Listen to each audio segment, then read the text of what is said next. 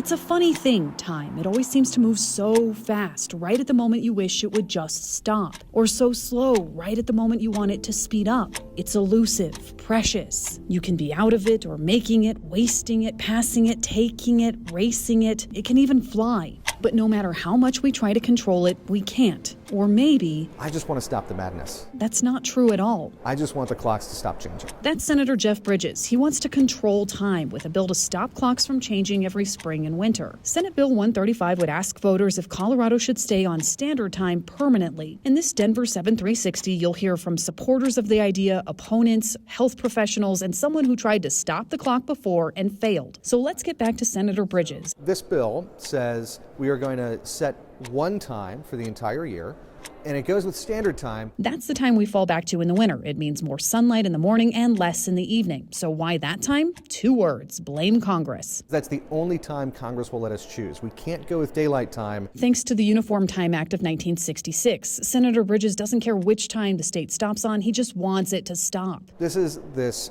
irritating thing that you have to do twice a year because the government makes you do it. So he, Senator Ray Scott, and Representative Kathy Kipp want voters to decide. If there's one thing Dr. Catherine Green knows a lot about, it's sleep. I am a sleep medicine doctor by training. The spring forward time has some pretty significant health effects. She says the time change can take weeks for people to adjust to every year because it throws our circadian rhythm off, affecting our mood, our productivity. So there is actually a spike in emergency room visits and in heart attacks and incidents of atrial fibrillation. And there's actually a huge spike in motor vehicle accidents and workplace accidents as well. So strictly from a sleep perspective, would that be easier if daylight savings time is gone?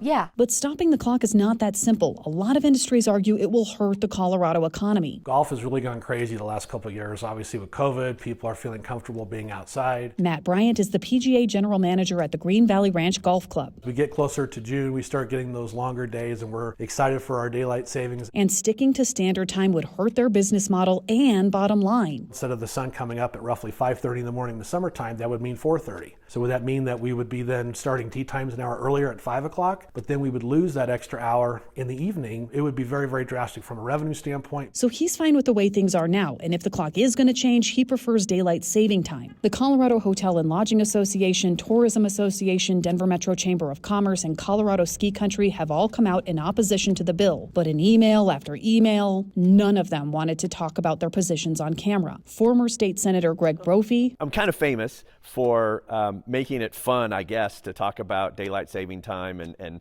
locking the clock. Knows firsthand how loud and powerful that opposition can be. I think I ran the bill 3 or 4 times. I tried it multiple different ways. I tried to do it as a referred measure, and it always gets shot down.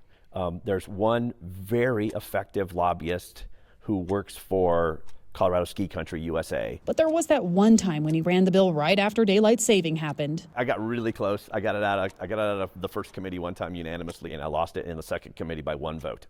Other efforts were made in 2017, 2019, and 2020 by both Democratic and Republican lawmakers. I feel like I'm a member of a long club. But every time, Chris Linsmeyer here on behalf of Colorado Ski Country USA. The opposition was the same. We remain opposed to House Bill 1074 and any efforts to alter our timekeeping scheme. Ski resorts argue a time change would hurt their revenue and force employees to do dangerous tasks in the dark. Safety procedures, avalanche mitigation, terrain checks. So year after year, the same result. That motion fails by a vote of 2 to 3. When you first look at it, you go, well, maybe this is the year. And then you find out relatively quickly that maybe it's not the year. Which brings us back to this year and this effort to do what so many previous lawmakers have failed at. And a question. Does money dictate our clocks right now? Lobbyists have a lot of influence on a lot of different things here at the Capitol. I wouldn't say that our clocks are determined by lobbyists. But certainly they play a role in this conversation. Time is a fickle thing. It can be long, borrowed, rough, crunched. But can it be changed? And will this finally be the year that the clock stops? Only time can tell. Megan Lopez, Denver 7.